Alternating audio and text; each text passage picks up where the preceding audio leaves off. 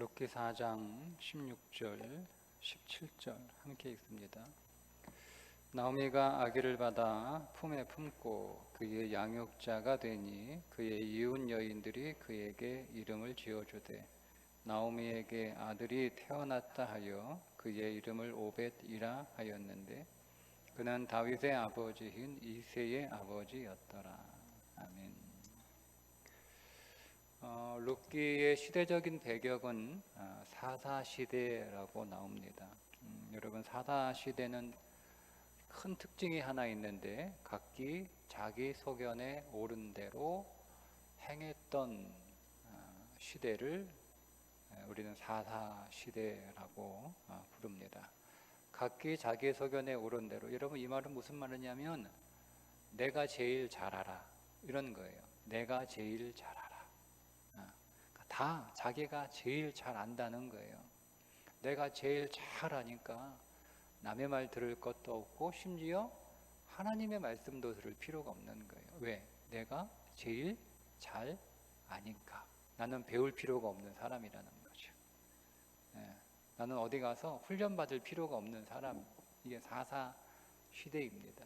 내가 제일 잘 아는데 내가 어디 가서 누구한테 뭘 배웁니까? 내가 제일 잘 아는데 내가 어디 가서 누구한테 뭘 물어볼 게 뭐가 있어요? 그게 사사시대입니다. 여러분, 오늘 우리의 신앙의 삶 가운데 이런 사사시대의 과정들이 우리 인생 안에 다 있습니다. 뭐 나는 안 그럴 거야. 제가 보면 다 있습니다. 다 내가 제일 잘 알아. 다 내가 제일 잘 알아. 다 내가 제일 잘났어. 다 내가 제일 잘해. 그 사사시대에 살았던 나오미라고 하는 이 가정. 그러면 여러분, 이 나오미가 자녀 교육을 어떻게 했겠어요? 자기 소견에 옳은 대로 자녀 교육했겠죠. 왜? 내가 제일 잘 아니까. 그렇게 자기 소견에 옳은 대로 자기가 제일, 내 자식은 내가 제일 잘 알아. 내 자식 성공하고 출세시키고 그렇게 잘 키우는데 나만큼 아는 사람이 없어. 그렇게 자기가 제일 잘 알아. 실제로 그런 그 사람들이 있더라고요. 제가 남아공 선교사님 지난 성교원신 예배 때 오셨잖아요. 네. 그 둘째가 바이올린을 하는데 남아공에서 그냥 거기서 바이올린 한 거예요. 그러니까 워낙 그 재능이 탁월하니까 거기서 대충 해도 이렇게 정말 잘하는. 그런데 아무리 잘해도 한국은 반드시 입시 교육을 받아야 되는 나라. 그러니까 그 실력 가지고 한국에 와서 대학교 입시를 받는데 그 대학 아무리 잘해도 대학 입시가 정해놓은 틀 안에 이렇게 해야지 들어붙는 거지. 뭐 실력이 탁월하다고 붙는 게 아니잖아요, 우리 한국은. 그러니까 이제 떨어진 거예요. 뭐 서울대, 연대 뭐 다 떨어져가지고 낙심을 하고 있다라고 하는 이야기를 듣고 제가 뭐 도와줄 게 없는가. 저도 좀 그런 병이 좀 하나 있어요. 뭘 누가 좀 어려면 뭐 어떻게 발벗고 나서가지고 도와주려고 하나. 이거 그 버릇 빨리 버려야 되는데. 그래가지고 제가 진짜 부탁 안 하잖아요.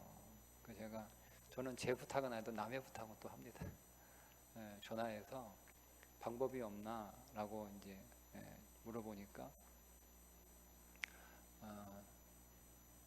정말 입시에 탁월한 아줌마를 그냥 아줌마, 진짜 식당 하는 아줌마 소개를 시켜 주더라고요.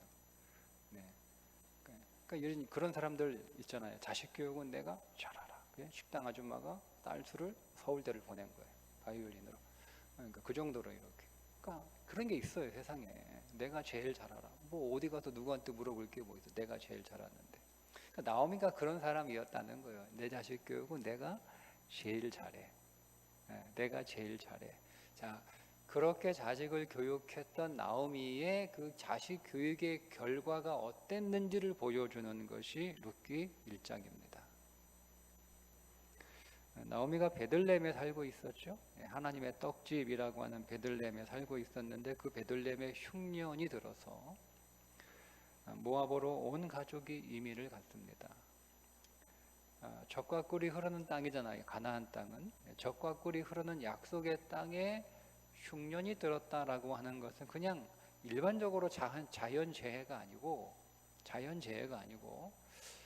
각기 자기 소견에 옳은 대로 살았던 그 악한 삶에 대한 하나님의 심판이었을 것인데, 그것에 관하여 하나님 앞에 무릎을 꿇기보다는 다른 선택을 하는 거예요. 그런데 그 다른 선택이 더 나쁜 선택이라는 거죠. 왜요? 가나안 땅을, 약속의 땅을 떠나는 선택이기 때문에 더 나쁜 선택이라는 겁니다. 그러니까 우리가 여러분 이런 선택들을 종종 합니다. 내 딴에는 뭔가 열심히 고민해서 연구해서 찾아서 어떤 선택을 했는데, 근데 그 선택이 결국 더 나쁜 선택, 나는 좋은 선택이라고 생각을 한 거예요. 아니, 가나안 땅에 흉년이 들어서, 베들레헴에 흉년이 들어서 흉년이 없는 모압 땅에 가는 것은 누구도 나쁜 선택이라고 생각하지 않습니다. 다른 사람들은 뭐 이민 가기 싫어가지고 이민 안 갔겠어요? 이민 갈 수 있는 형편이 안 되니까 못 간 거예요. 그래서 다들 부러워했겠지. 야, 부럽다. 나도 이민 가고 싶다. 나도 이민 가고 싶다. 그런데 이민 못 가는 거죠. 왜? 이민 갈 수 있는 형편이 안 되니까 못 가는 거예요. 응? 아니, 흉년인데 모압으로 왜 가? 더 나쁜 선택을 하네. 이렇게 하지 않았을 거란 말이에요. 나오미 가족, 나오미나 그 부부 또 마찬가지고, 그 이삿짐 싸는 나오미 가족을 바라보던 그 옆에 있는 동네 주민들, 이웃들도 아무도 더 나쁜 선택이라고 생각하지는 않았을 거예요. 다 더 좋은 선택, 그리고 부러운 선택, 나도 하고 싶은 선택이라고 했던 그 선택이 사실은 더 나쁜 선택이었다는 겁니다. 여러분, 하나님의, 우리 레위기를 지금 새벽에 보고 있는데, 하나님의 진영을 벗어나는 게 가장 나쁜 선택이에요. 그러니까 약속의 땅을 떠나는 게 가장 나쁜 선택인데, 그러니까 그거를 보지 못하는 거예요. 여러분들은, 우리는 그런 일이 없기를 축복합니다. 여러분, 우리가 머리 굴려봐야 우리는 결국 더 나쁜 선택을 할 수밖에 없어요. 그러니까 우리의 지혜로는 좋은 선택을 할 수 없어요. 그러니 우리는 모든 선택도 하나님께 맡기고, 하나님께서 우리에게 지시하시는 대로, 내가 갈 바를 알지 못하지만 그분이 지시하시는 대로, 지시한 곳으로, 지시한 땅으로 가야 되는데, 각기 자기 소견에 옳은 대로 가장 좋은 곳으로 간 거예요. 자기 생각에 그 가장 나쁜 선택이었다. 자, 그렇게 해서 간 곳이 모압인데, 모압은 여러분 아시다시피 롯의 아들 모압의 후손들이 살고 있는 지역입니다. 그러니까 이 모압이라고 하는 족속은 이스라엘과 혈연 관계가 아예 없는 사람들은 아니죠. 그죠? 그러나 하나님이 주신 약속의 땅은 아닌 거예요. 그러니까 여러분, 제가 지난 오후 예배 때도 모압과 암몬에 관하여 말씀을 잠깐 드렸는데, 이 모압이라고 하는 땅은, 모압은 지도를 이렇게 놓고 보면 왼쪽은 약속의 땅이에요. 그리고 오른쪽은 이방 땅이에요. 그러니까 약속의 땅과 이방 땅 경계에 딱 있는 지역이 모압과 암몬이란 말이에요. 그러니까 이방에서 보면 모압은 예수 믿는 사람이에요. 그런데 가나안 이스라엘의 입장에서 모압을 보면 예수 안 믿는 사람이에요. 그러니까 모압은 어떤 그 사람들이냐면, 예수 믿는 것도 아니고 안 믿는 것도 아니고. 우리 그럴 수 있잖아요. 여러분 어떻습니까? 우리들 가운데 세상 사람들이, 여러분 교회 안 다니는 여러분의 이웃들이 여러분들을 볼 때는 교회 다니는 사람이라고 보여지죠. 그런데 교회 입장에서 보면 저거는 교회 다니는데 교회 다니는 사람 아니야. 그런 사람이 있단 말이에요. 세상에서 나를 볼 때는 나는 교회 다니는 사람, 예수 믿는 사람. 그런데 교회가 나를 볼 때는 교회는 나오긴 나오는데 예수 믿는 사람은 아니에요. 그게 모압이에요. 그러니까 그 모압 땅으로 간 거예요. 그럼 여러분 이 나옴이나 엘리멜렉 입장에서 보면 영 이방 땅은 아니니까 내가 하나님을 떠났다라고 생각하지는 않았을 것 같아요. 왜냐하면 모압이니까. 그래도 이스라엘과 혈연적인 관계가 있는 그런 모압이니까. 그러니까 적당히 걸쳐 있는 신앙의 지역으로 갔습니다. 그러나 그 땅은 믿는 것도 아니고 안 믿는 것도 아니고 뭐 그러는 거예요. 근데 이 모압이라고 하는 것은, 모압은 어떻게 태어났냐면, 여러분 아시는 것처럼 롯의 두 딸이 이제 후손을, 자식을 낳기 위해서 아버지에게 술을 먹여 취하게 한 다음에 아버지와 동침하여 난 아들이 모압과 암몬이잖아요. 그러니까 자신의 육신의 문제를 그러니까 육신으로 해결하여 어떤 결과를 만들어낸 게 모압과 암몬이란 말이에요. 그게 모압과 암몬이에요. 그러니까 이 모압은 육신으로 자신의 문제를 해결해서 낳은 아들이 모압이라는 겁니다. 그러니까 그 모압 땅에 갔다라고 하는 것은 이런 의미가 있는 거예요. 왜 하필이면 모압이냐 이거죠. 아니 뭐 하고 많은 땅 중에 뭐 하필이면 뭐 다른 데 갈 수 있잖아요. 에돔으로 갈 수도 있고 암몬으로 갈 수도 있고, 왜 하필이면 모압이냐 이거죠. 그러니까 거기서 상징하는 그 지명이 주는 메시지가 있는 거란 거예요. 아버지를 술 취하게 만들어서 아버지와 동침하여 아들을 낳았다라고 하는 것은, 성경에서 술 취했다라고 하는 말은 알코올에 취했다라고 하는 말이 아니라 세상에 취했다는 거예요. 그러니까 나는 술 먹지 않으니까 나는 술 취하지 않아서, 여러분 이렇게 생각하시면 그건 진짜 초딩들 수준에서 성경을 보는 거고요. 여러분이 세상에 취해 있어요. 그러니까 여러분들을 즐겁게 하는 것, 여러분들을 살아가게 하는 것, 여러분들을 신나게 하는 것, 여러분들의 인생의 동력, 그게 세상이면 여러분들은 술 취한 사람들이에요. 그러니까 성경에 단순히 알코올 먹지 말라 여러분 그렇게 쓰여 있는 게 성경책이 아닙니다. 이는 방탕하는 것이니 성령의 충만함을 받으라. 그러니까 여러분 어떻게 성령과 술이 이렇게 서로 이렇게 딱 같은 무게로 서 있을 수 있어요? 그 말도 안 되는 거 아닙니까? 알코올이 아니란 말이에요. 물론 그것이 알코올로 적용되는 사람들이 있죠. 그러나 여러분들은 아니잖아요. 여러분들은 술 드세요? 아니잖아요. 여러분들은 아니란 말이에요. 그러니까 우리가 그렇게 이해하면 이 말씀 난 지켰으니까 그럼 그 말씀 뭐 도려내세요. 그게 아니란 말이에요. 세상에 취했다는 얘기예요. 세상에 취한 거예요. 그러니까 세상에 취해서 아들을 낳는 거예요.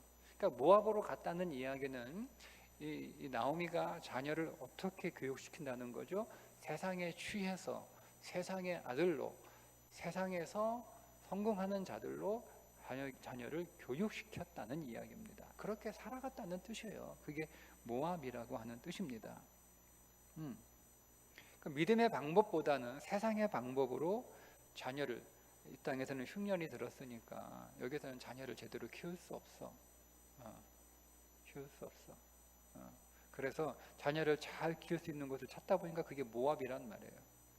거기에는 흉년이 없어 많은 기회가 있는 거예요. 그러니까 이 믿음의 세계 안에, 믿음의 방법 안에는 다양한 방법들이 없는, 다양한 방법들이 없어요. 우리 자녀를 키울 수 있는 다양한 기회들이나 이런 게 좋은 것들이 다 없다고 생각하잖아요. 하지 맞잖아요, 여러분. 뭐 교회에서 수학을 배워, 영어를 배워요, 국어를 배워요, 뭘 배워요? 성경, 기도, 예배 뭐 이거 배우잖아요. 그러니까 그런 교육으로 우리 자녀를 키우는 것은 좀 너무 약하다 이런 생각을 우리가 갖고 있는 거잖아요. 대신 밖에 나가면 얼마나 많은 것들을 배웁니까? 그래 거기는 배울 것 많고 기회가 많고 배울 곳이 많고, 그게 모압이란 말이에요. 그래서 데리고 갔어요. 그러니까 그렇게 키웠어요. 그렇게 여러분 키워서 어떻게 됐어요? 그 결과는 두 아들의 죽음입니다. 이 말론과 기론이 두 아들의 이름인데, 말론이라고 하는 이름의 뜻은 병든, 병약한 이런 뜻이에요. 기론이라고 하는 뜻은 쇠약한 이런 뜻이에요. 그러니까 땅에 아들을 낳아서 아들의 이름을 지었는데 말론 애가 참 병약해, 애가 병들었어, 얘는 맨날 아파, 뭐 이런 이름을 지어줬단 말이에요. 또 둘째를 낳았는데 얘는 기르냐, 얘는 맨날 이게 골골해, 맨날 세약해가지고 애가 뭐 이렇게 이름을 지어줬어요. 그 이상하죠. 그래서 아마 이제 그 이름을 통해서 추정하건대 아마 오랜 그 베들레헴의 오랜 흉년의 기간 안에 이 두 아들을 낳은 것 같아요. 말론과 기론. 그러니까 흉년이니까 나오미가 임신을 해서 아기를 가졌는데 충분히 이렇게 영양을 공급하지 못해서 이 산모가 너무 약하니까 그 약한 몸에서 태어난 두 아들이 말론과 기론, 뭐 엄마가 제대로 못 먹었으니까 애가 태어났는데 애가 늘 이렇게 막 병치레만 하는 거예요. 그래서 말론 또 이제 또 애를 가져가지고 낳았는데 또 역시 흉년이 계속돼 가지고 이 아이를 제대로 이렇게 못 먹인 거죠, 뱃속에서. 그래서 낳았는데 얘는 맨날 골골해. 그래서 기리온 이렇게 이름을 지었다라고 이제 또 그렇게 해석을 합니다. 그러니까 이제 이 병들고 연약하고 쇠약한 아이를 이 흉년이 있는 이곳에서 자녀를 키우려고 하니 못 키우겠다는 거잖아요, 그죠? 그러니까 이제 좀 잘 먹일 수 있는 곳으로 이사를 간 거예요. 그런데 성경에서 사람의 이름은 그 사람의 인생이기도 합니다. 그러니까 이렇게 생각할 수도 있죠. 모압으로 애를 잘 키우기 위하여 모압으로 이민까지 갔는데 그 두 아들의 인생은 어땠다는 거예요? 잘 키우려고 풍족한 곳으로 갔는데 어땠다는 거예요? 그는 병들고 쇠약하게 살다가 결국 죽었다는 겁니다. 자, 그렇게 비극적인 인생의 남편과 두 아들의 죽음을 맞이한 나오미가 다시 고향으로 돌아갑니다. 근데 고향을 떠날 때 그의 이름은 나오미였어요. 그러니까 사람들이 저게 누구야? 저거 나오미 아니야? 그 이민 갔던 10년 전에 이민 갔던 나오미 아니야? 뭐 이렇게 막 이야기를 했나 봐요. 그러니까 나를 나오미라고 부르지 마라. 나를 마라라고 불러라. 마라, 쓰다, 괴롭다. 그러니까 정말 자기가 자기 힘과 자기 재주와 자기 열심과 자기 노력으로 잘 살아보겠다고 했던 삶의 결론은 쓴 거예요. 그러니까 오늘 여러분들이 내가 제일 잘해, 그죠? 내가 자녀 교육 제일 잘할, 내가 제일 많이 알고, 뭐 이렇게. 그래 여러분 그렇게 여러분의 능력과 여러분의 실력으로 여러분 자녀를 열심히 키운 여러분들은 나오미라고 하는 이름을 얻기 위하여 그렇게 했겠지만 그러나 그 결론은 성경은 말하고 있는 거예요. 마라. 결국 쓴물을 먹을 수밖에 없다라고 하는 거죠. 내 인생의 삶은 쓴물이었다라고 고백합니다. 여러분 이거 굉장한 고백이에요. 여러분 우리는 우리의 실수와 우리의 실패에 대해서 감추고 덮고 싶어하는 그런 그 마음이 크죠, 그죠? 그러니까 누가 야 저기 나오미가 온다라고 이렇게 얘기할 때 야 말도 마, 나는 이제 더 이상 나오미가 아니야. 내 이름은 마라야, 마라. 나는 진짜 이민 가가지고 그냥 아주 죽도록 고생만 하고 남편도 있고 두 아들도 있고 나는 정말 불행한 삶을 살았어. 뭐 이렇게 여러분 그렇게 자신을 고백하는 그게 쉽지 않아요. 저는 그 부분이 나오미의 굉장한 변화라고 생각을 합니다. 그게 그 고백만으로도 그의 안에 믿음의 변화가 일어났다라고 하는 거예요. 자신의 실패, 자신의 어두움, 자신의 잘못한 것들을 여러분 그렇게 오픈할 수 있는 것. 여러분 이거는 믿음이 아니면 할 수 없어요. 그 고백 안에 뭐가 담겨 있는 거죠? 소망이 담겨 있는 거, 소망이. 그래서 고백을 하는 거죠. 그래서 나는 이제 하나님의 은혜를 기대할 수밖에 없는 그런 처지가 되었다라고 고백을 합니다. 돌아올 때 혼자 돌아오지 않죠. 며느리 나오미와 며느리 그 룻과 함께 돌아오게 되는데 정말 하나님의 은혜로 그 룻이 보아스와 만나게 되고 그 보아스와 결혼을 해서 이제 손자를 낳게 되는데 오벳을 낳게 됩니다. 뭔가 자기의 힘으로 열심히 뭔가를 잘 해보려고 했을 때는 마라라고 하는 인생의 결론을 얻었는데 하나님의 땅으로 와서 이제는 아무것도 할 수 없었잖아요. 정말 하나님의 은혜만 의지할 수밖에 없는 처지가 된 거예요. 근데 거기에서는 오벳, 믿음으로 돌아서자 하나님의 은혜가 부어져서 그 하나님의 은혜로 손자 오벳을 낳게 되었습니다. 자, 이제 서론이고요. 여러분 한번 생각해 볼까요? 나오미가 키웠다고 오늘 나오잖아요. 나오미가 손자를 키운 거예요. 롯이 오벳을 키운 게 아니라 할머니가 손자를 오벳을 키웠다, 이렇게 말씀을 하고 있는데, 나오미가 오벳을 어떻게 키웠을까요? 나오미가 어떻게 오벳을 키웠을까요?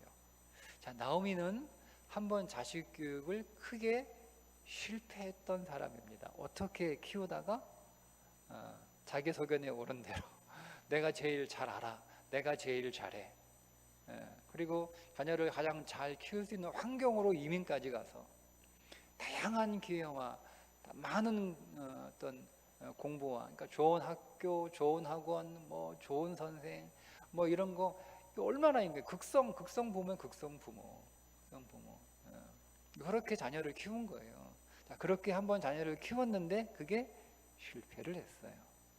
자, 그러면 나오미가 그 실패를 교훈 삼아 손자를 키우는데, 여러분 어떻게 키웠겠습니까? 믿음으로 키웠겠죠. 그죠? 네.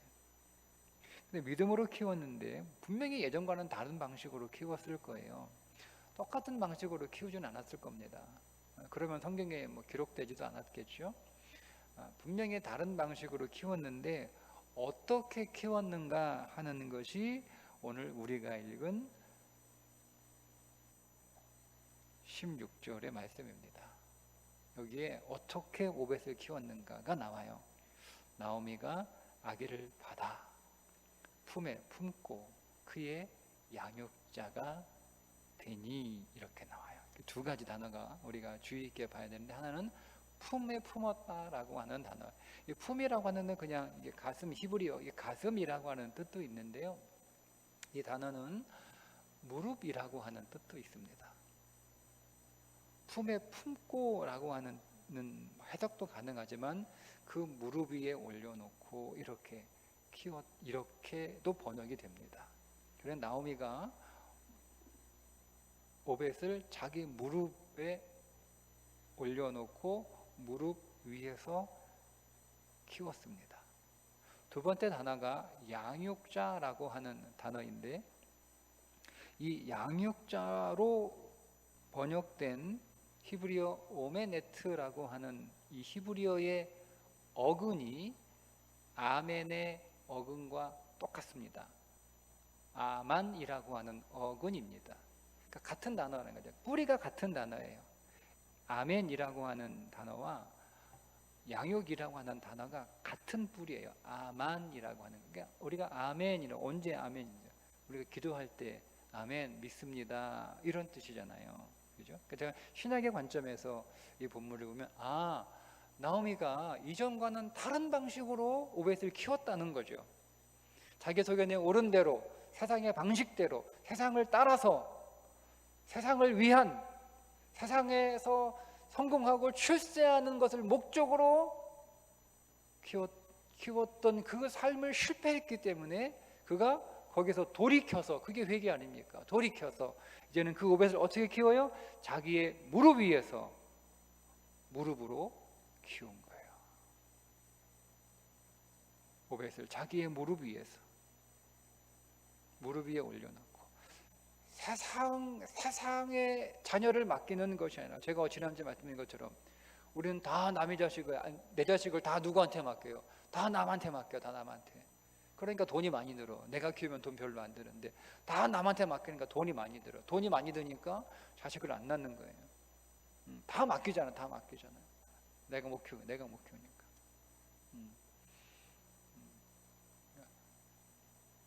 나오미는 자기 품에 안아서, 세상의 품에 안긴 게 아니라, 세상의 품에 넘긴 것이 아니라 자기의 품에, 자기의 무릎 위에서, 그리고 무릎으로 하나님 앞에 아멘하며 기도하며 무릎으로 오벳을 키웠다는 겁니다.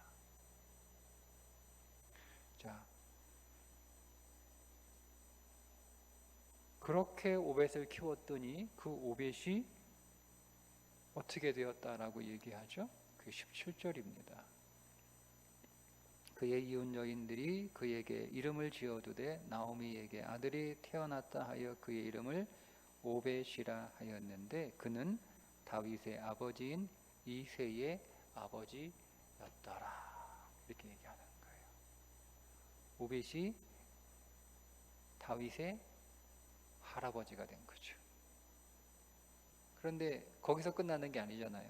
오벳이 예수 그리스도의 조상이 된 거예요. 여인들이 나오미에게 손자가 낳으니까 여인들이 뭐라고 얘기하냐면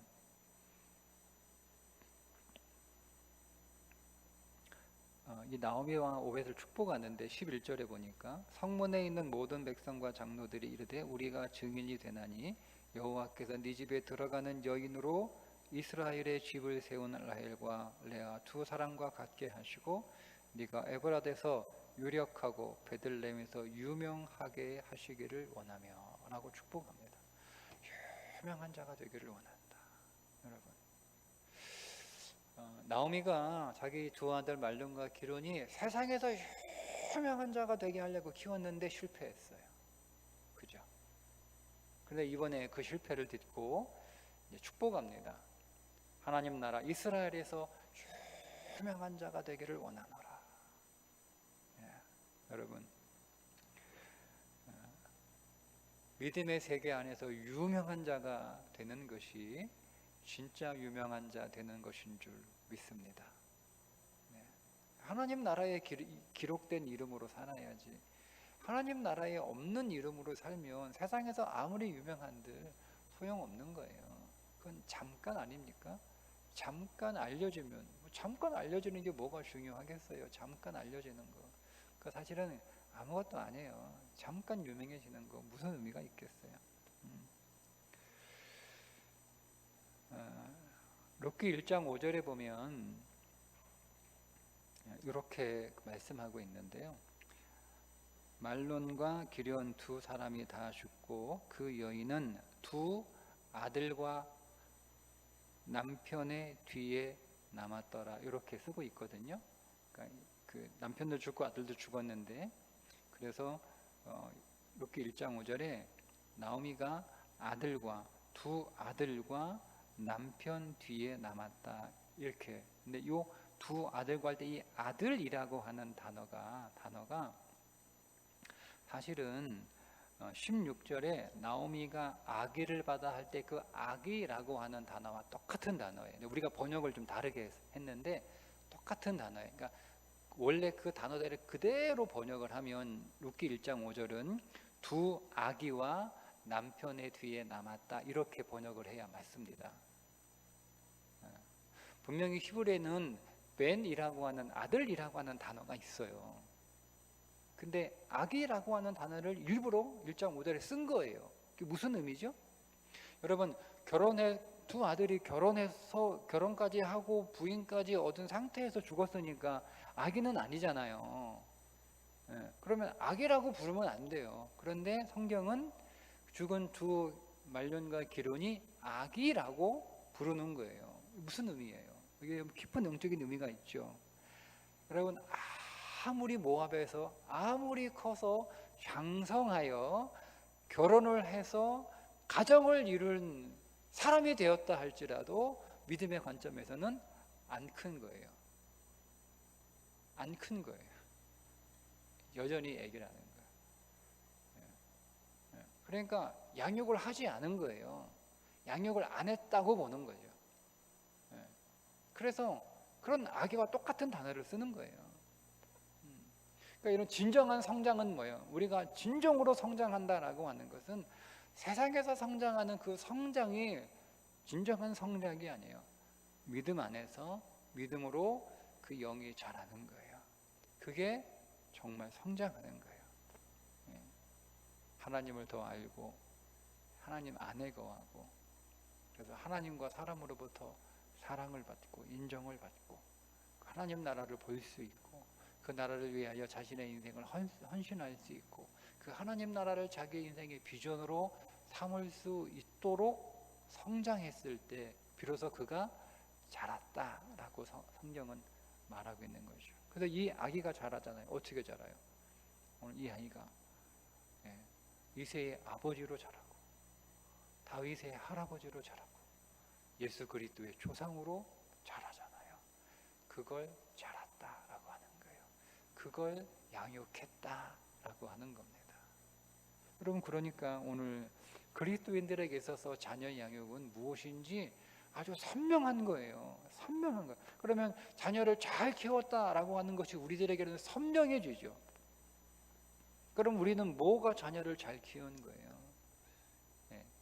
하나님의 자녀로, 하나님 나라의 백성으로, 하나님 나라를 그 인생의 비전으로 삼고 그 나라를 자기의 인생 안에 세우려고, 그 나라를 이 세상 위에 세우려고 살아가는 자가 되었을 때, 내가 자녀를 잘 키웠구나.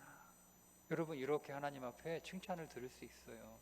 하나님, 우리 자녀 출세해가지고 대학교 어디 나오고 어디 취업하고 사업 어디 하고 돈 얼마 벌고, 여러분, 그런 거 아무리 하나님 앞에 고고해봐야 하나님 듣지도 않아요. 그래서라고, 하나님은 그래서 그거 해가지고 어디다 썼는데, 네 궁전밖에 더 지었냐? 네 왕궁밖에 더 지었냐? 내 나라 어딨냐? 내 나라. 네 왕궁은 잘 지어놨고 내 나라 어딨냐? 내 나라. 내가 내 나라 지으라고, 하나님의 성전 지으라고, 하나님의 집 지으라고 하나님께서 우리에게 삶을 주시고 우리의 자녀를 주셨는데, 그거 하나도 안 하면 우리가 세상에서의 자식 자랑할 수 있죠. 우리 자식 어디 대학교 졸업했어, 어디 취직했어, 우리 아들 이번에 집 샀어, 우리 아들 이번에 이거야 우리끼리 자랑할 수 있죠. 우리끼리 자랑할 수 있죠. 네, 그냥 우리끼리 하는 자랑이고 하나님 앞에서는 하나도 카운트가 안 돼. 그러니 저와 여러분이 진실로 오늘 우리에게 주신 자녀들을 믿음으로 잘 키우기 위해서 어디에서? 우리의 무릎에서, 우리의 무릎으로 자녀를 양육할 수 있기를 주님의 이름으로 축복합니다.